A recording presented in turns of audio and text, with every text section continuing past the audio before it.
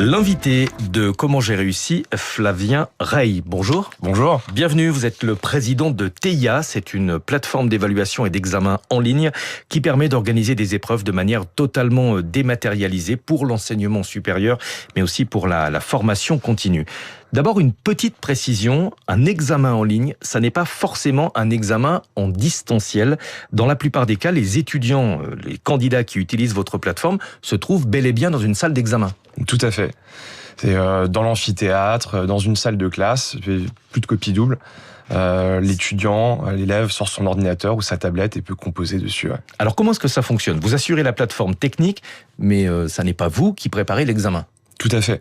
Nous mettons à disposition la plateforme donc à des universités, des grandes écoles, des lycées, mais aussi dans la formation continue. Des enseignants, des concepteurs créent des sujets, les administrent et les étudiants, les apprenants peuvent les passer sur la plateforme. Mais quel est l'avantage d'un examen dématérialisé par rapport à la version traditionnelle, c'est-à-dire avec des sujets qui sont distribués sur papier et des copies papier également qui sont ramassées à la fin de l'épreuve? Alors la genèse de l'entreprise qui a été créée par un enseignant-chercheur en médecine, c'était de donner un maximum d'équité dans les examens. Donc ça les rend plus équitables avant tout. C'est aussi, donc ça c'est le côté étudiant, côté enseignant, c'est un énorme gain logistique et pratique. Mais vous dites équitable, de quelle manière ? Alors le premier, c'est la correction. Donc ça permet d'avoir une correction transparente et d'éliminer tout biais. Même si la correction est effectuée par des humains et pas par de l'intelligence artificielle. Tout à fait, parce que ça permet de noter plus rapidement, ça permet de renoter, ça permet de comparer les notes. On a un système qui permet donc quand il y a 2 correcteurs sur une question, donc de la faire passer en jury s'il y a des écarts trop importants. Et donc d'avoir une vision d'ensemble sur la correction d'un seul et même sujet. Tout à fait. Ouais. La hantise des personnes qui passent un examen, évidemment, c'est de tomber sur un correcteur trop sévère.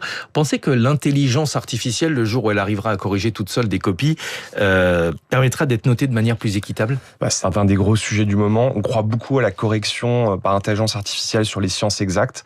Par exemple, les mathématiques où toute démonstration va être exacte ou faux, juste différente pour chaque copie. En revanche, pour ce qui est de l'esprit critique, je crois que ça va renforcer la dichotomie entre des épreuves avec des corrections automatiques et d'autres épreuves justement avec plus de corrections humaines. Donc l'équité, c'est un avantage pour les candidats qui vont passer une épreuve. Pour les organisateurs et pour les profs, c'est également un gros progrès en matière de logistique. Avant, il fallait envoyer les copies par courrier au correcteur, avec le risque de les perdre en plus en cours de route. C'est encore le cas dans certaines institutions pour différentes raisons, mais c'est vrai que les examens, c'est quelque chose de stressant pour tous. On en a parlé pour les étudiants évidemment, mais c'est aussi pour les organisateurs, les concepteurs.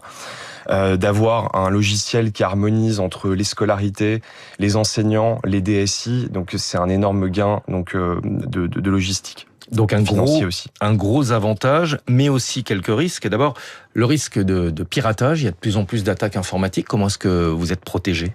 C'est un vrai sujet. Alors sur les attaques vers l'application, donc on a. Pour essayer d'avoir les sujets avant l'épreuve. Alors ce type d'attaque. Alors on a les attaques en déni de service pour faire chuter les applications. Donc plus classiquement, on les traite avec un service de qualité, des tests d'intrusion. En revanche, ce qui est de la fraude, peut-être que vous évoquez donc la fraude notamment qui s'est accélérée avec l'IA, c'est notre métier du quotidien, donc de sécuriser l'examen avec donc 2 pans. Le premier, c'est verrouiller l'espace de composition. Et deuxième, il y a toujours une forme de surveillance et principalement humaine, comme vous l'avez rappelé, la plupart des examens se font en présentiel. Mais vous dites, les étudiants, lorsqu'ils passent un examen de manière dématérialisée, sortent leur tablette ou leur ordinateur portable. Comment vérifier qu'ils n'utilisent pas des solutions d'intelligence artificielle pour répondre aux questions de l'examen ? C'est la partie verrouillage.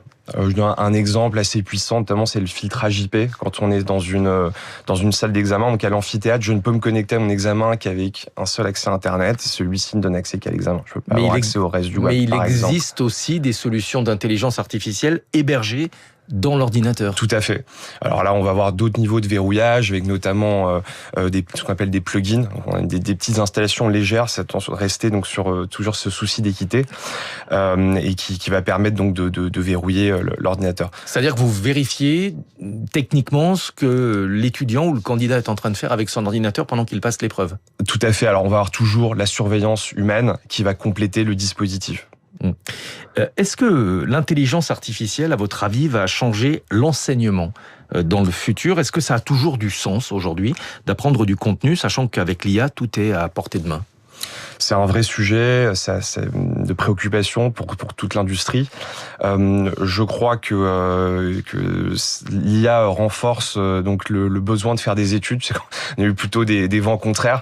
Ça renforce en fait encore une fois la dichotomie entre l'évaluation donc et l'apprentissage, donc tout ce qui est le savoir-faire, le savoir et le savoir-être ou même les crazy skills et qui là sont les on va dire les compétences de demain et pour lesquelles tout est à faire. Un dernier mot, qui sont vos clients qui utilisent votre plateforme? Alors dans les universités, des institutions comme Paris-Saclay, dans les grandes écoles, Télécom Paris, HEC, et dans la formation continue, dans la certification bancaire par exemple, l'ES Bank. Et pourquoi est-ce que le baccalauréat n'est toujours pas organisé de manière digitale, dématérialisée? C'est un très bon point. Ça permettrait déjà les sujets logistiques dont on a parlé, mais aussi d'en faire un véritable outil d'orientation, d'avoir une notation plus granulaire du bac, d'en refaire donc un outil d'évaluation universel et équitable. Il y a beaucoup de bénéfices à GT le bac. C'est peut-être un sujet qui viendra en 2027. Merci beaucoup Flavien Rey d'être venu ce matin, président de TEIA, plateforme d'évaluation et d'examen en ligne. Il est 6h21. Nathalie Janson.